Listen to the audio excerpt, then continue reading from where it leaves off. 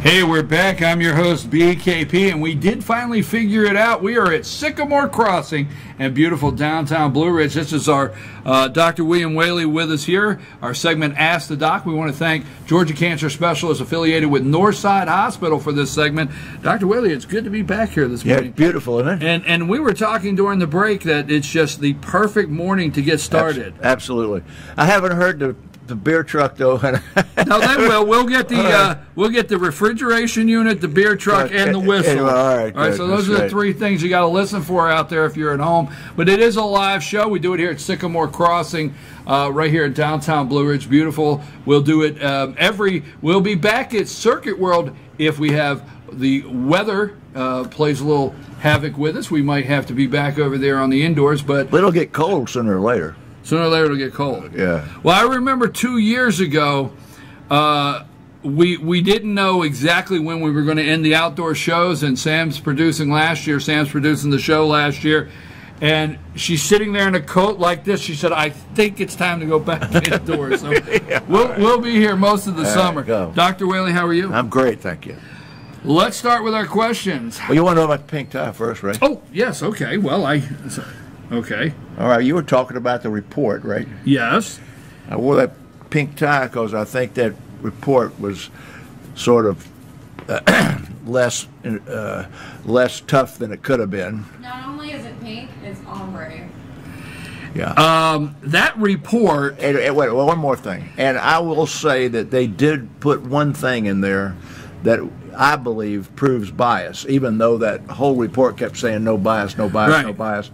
And you're talking about Comey, former. Nope. Okay. The part what they said nothing impacted, nothing impacted anything. Right. Okay, and then they say Strzok didn't look into the computer for Weiner for 1 month because he was focused on the Russia investigation. No, not true.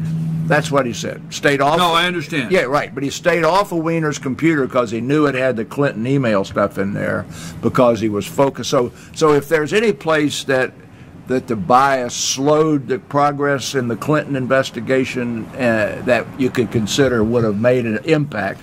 Exactly. That's in words of one syllable. Everything else you're inferring, and I believe that.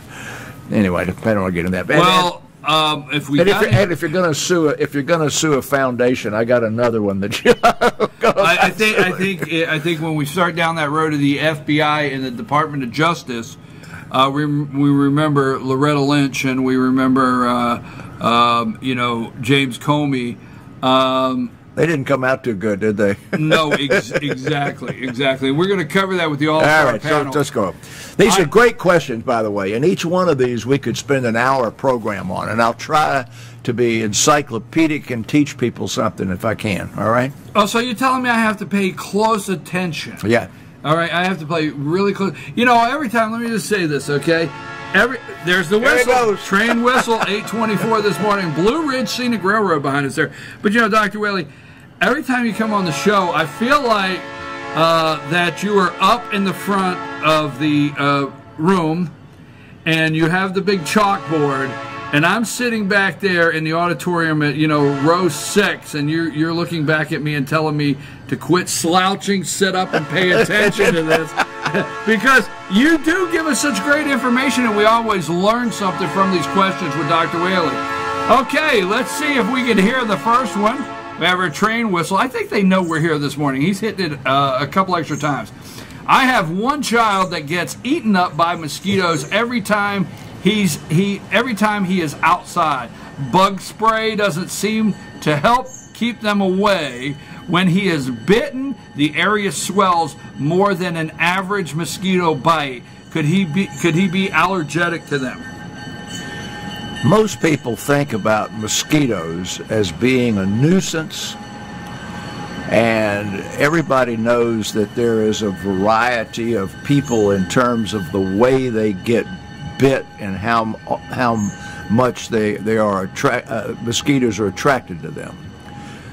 My grandson Will and I, of all of our family, have what is called sweet blood, and we're eaten up by no-see-ums and mosquitoes every time we go outdoors. and my brothers and his brothers can go outdoors without anything on them and nothing happens. This question goes beyond that commonly known phenomenon that their people have various sensitivities just to being bit. What this goes into is what's the bite look like and what's the reaction like.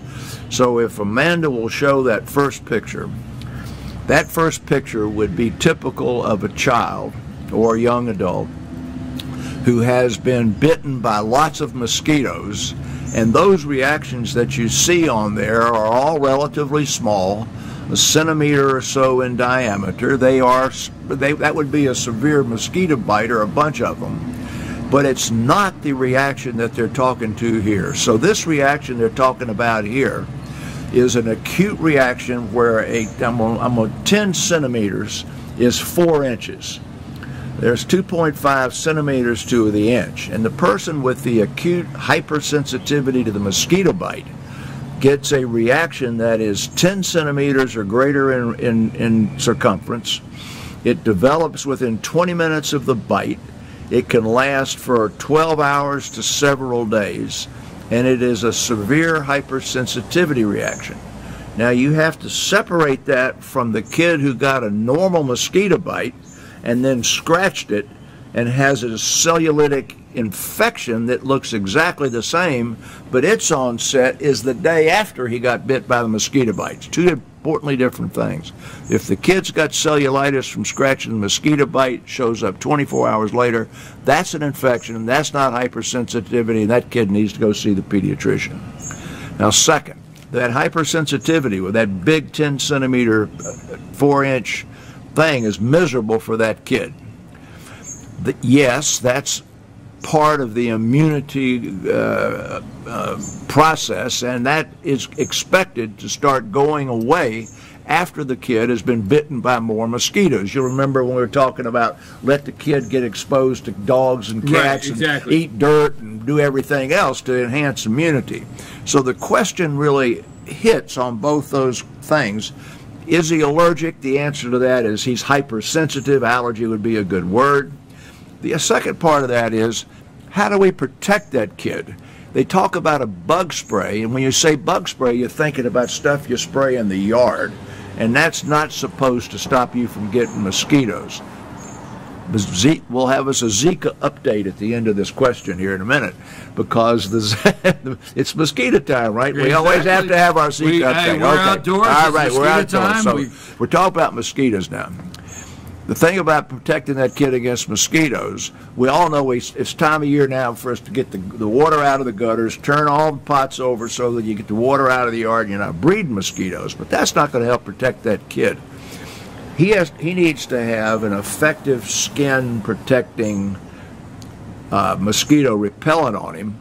And Consumer Reports comes out every year about this time ranking the effectiveness of the various mosquito repellents, and one would be, I'm not trying to sell anything here, but I looked it up last night, and the #1 mosquito repellent in terms of effectiveness rates 98 out of 100, is the cheapest one they've got. It's called CVS Total Home, and it's a spray thing, and it doesn't stink, and it doesn't hurt your skin. Then the second highest rated one is the one that you can find in every 7-Eleven or anything else, and that's that one that's called Off Deep Woods, and it's relatively inexpensive, and neither one of those will ruin your clothes or safe for kids.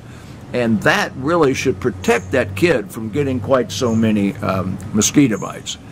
Now, if you know he's going to get mosquito bites, if we're going to be camping out on the lake this weekend, then the thing that you want to do before you get out there is give that kid one of the non-sedating antihistamines. We're talking about it during the flu season. Exactly. So start out by the non-sedating antihistamine the day before and the day of each of the that you're going to be on the lake. Second is get one of those mosquito repellent things and put it on him, and then you can mitigate it, but it's not going to go away. And then next year it won't be quite so bad, and maybe the year after that it'll be gone. Now, is that enough? Yes. Okay, good. Now I'm going to show the tick picture. The mosquito, that when you talk about the mosquito bites and you talk about being up here in the mountains and talking about being at Sycamore Crossing, it tells you it's tick time. And the ticks got all kinds of stuff on them. We got a picture of our regular, that's our North Georgia Blue Ridge tick right there. And each of those mosquito repellents that I just told you about, the CVS one and the off one, also repel ticks. And we know that we have a lot of tick-borne diseases. You know, I'm not going to go into them, but you don't like ticks to the top of your head. And that ought to be, so if you don't have any problem with mosquitoes and you're going to be out camping, you put that same thing on to try and repel the ticks. Now we go to the last thing, the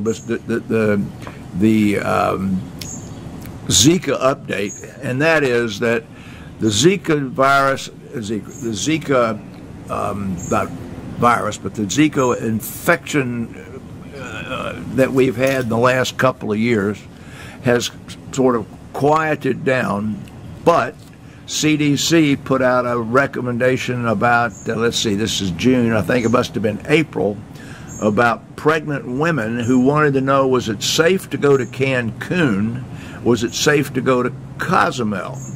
And the answer was Cancun and Cozumel have not had Zika, but the Caribbean still has. So those pregnant women and people who are getting ready to talk about going on a cruise need to at least think about, are they going into a Zika infected area beginning about now and ending again in October? That's the end of that one. Thank you, Dr. Whaley. Are essential oils harmful to small children? Do they have any actual medical benefits? I'm going to start with the last part of that question. No, they do not have any demonstrable medical benefit, and that has been very well established. But the part about are they harmful? The biggest issue with the supplement industry and with the essential oil industry and so forth, and I'm going to read a few official statements in just a minute, is the medical legal aspects of the supplement industry and children or adults, the aromatic oil industry and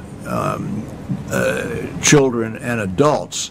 And you have not heard one single advertisement for a vitamin or a memory vitamin or a menopause vitamin or anything on television where the end of the advertisement says, these statements have not been evaluated by the FDA and are not meant to imply that they treat or prevent any condition or disease, and there have been no experimental studies that would show that these products do what we have advertised them as doing.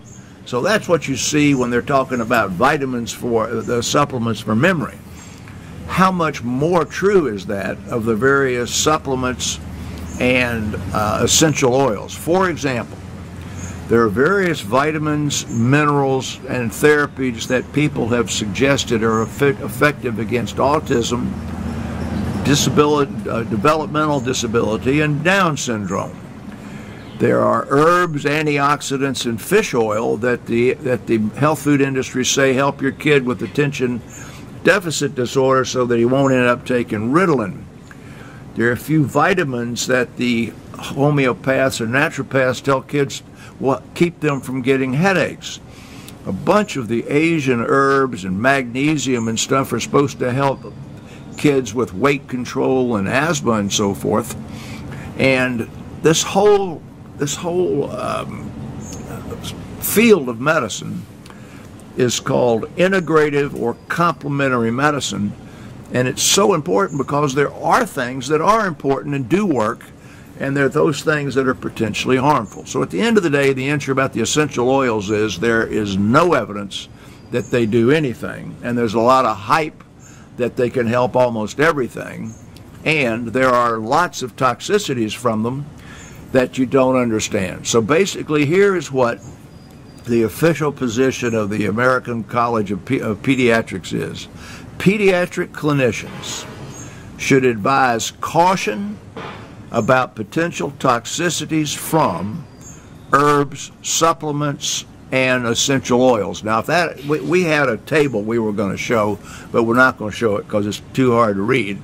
But that includes just about everything that you get from the herbal stores, and you hear about. It's sort of anecdotal. If your pediatrician tells you this vitamin is going to be good for your kid, or do this, or your family practitioner, take it to the bank and try it. But anything else, I'd say stay away from it. Thank you. Don't forget, we want to thank Georgia Cancer Specialists affiliated with Northside Hospital for this segment. Our last question this morning, and could bleeding after menopause be a warning sign of cancer? Yes. Everybody that's our age remembers that years ago they used to advertise the 7 classic warning symptoms of cancer: involuntary loss of weight, cough, blood in your stools, and a whole list of them. But postmenopausal bleeding was the top one, because in those days endometrial cancer and cervical cancer were extremely high. Women were not getting their regular pap smears and so forth. So 10% of postmenopausal women who actually are bleeding from the uterus will have malignancy. Now, when someone says that they are having postmenopausal bleeding, you have to be kind of careful about the anatomy down there, because there's lots of stuff that could be bleeding. A hemorrhoid could be bleeding, there could be something in the urine. But if you are confident that this bleeding is coming from the vaginal opening, which is that definition of postmenopausal bleeding, because men can bleed from the urinary end and from the anal end, then you get into the doctor's office immediately. The doctor is going to ask you a variety of questions. 1, is this brand new, or did it happen last year? In other words, when did this bleeding start? Were there any sort of precipitating factors? Have you just got back from taking a long bicycle ride, or did you go out trying water skiing, or doing something that might have been different that could have been traumatic to make it begin? What's the pattern of this bleeding? Have you had it only one time? Is it occurring only after meals? Is it occurring only after you've had sexual activity?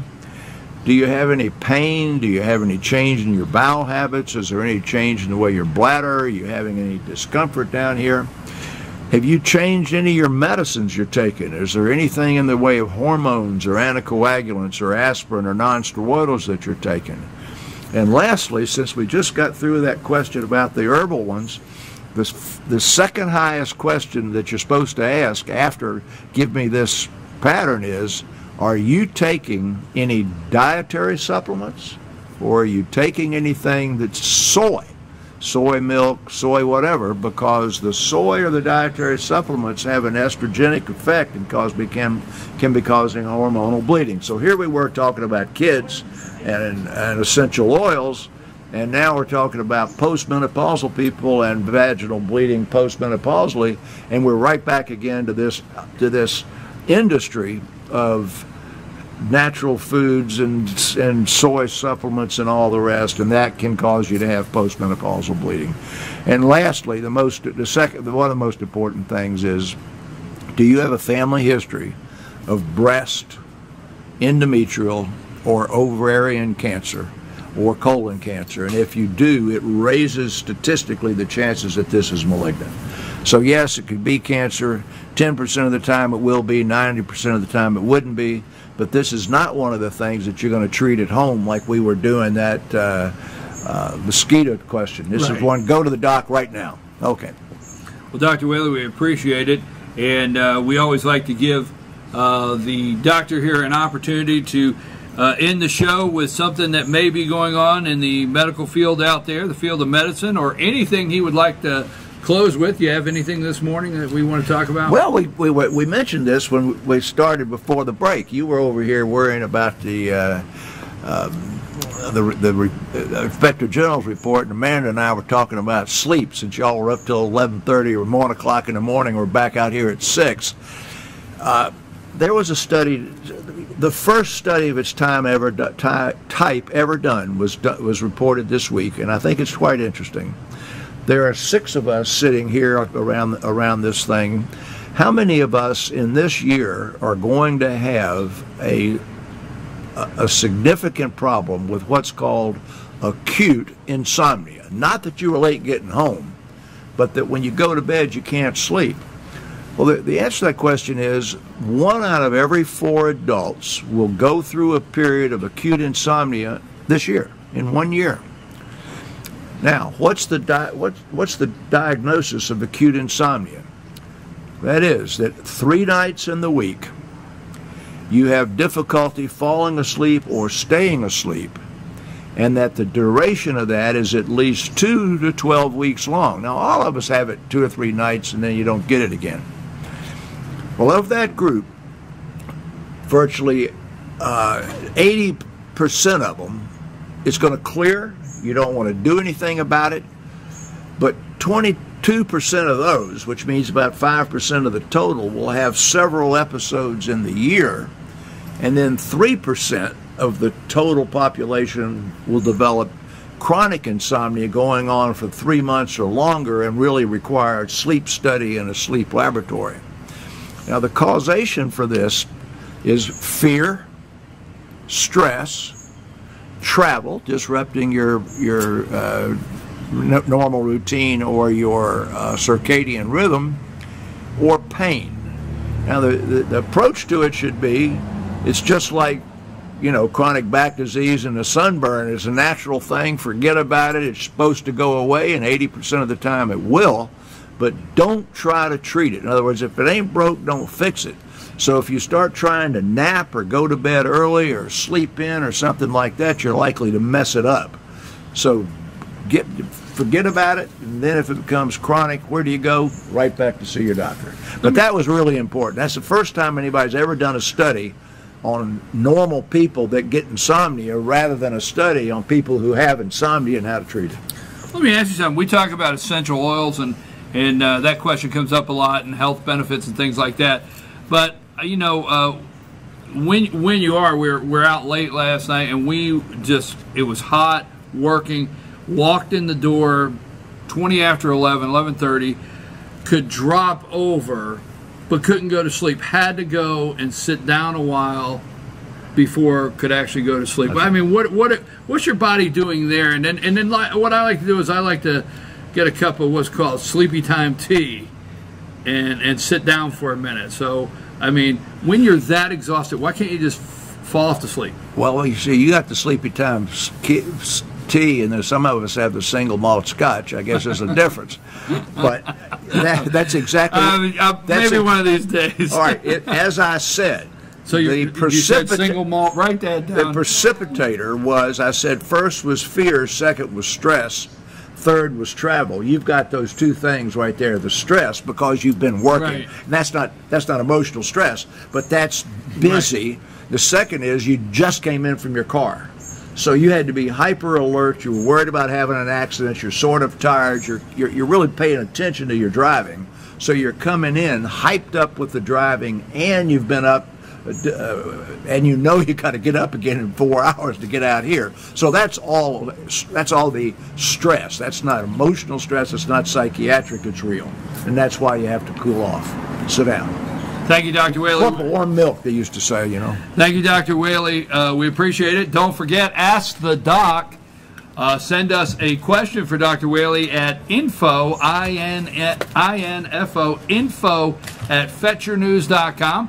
Put in the subject line, Ask the Doc. We will get it over to Dr. Whaley every Friday morning at 8:15. We want to thank Georgia Cancer Specialist affiliated with Northside Hospital for this segment. We're going to take a brief break.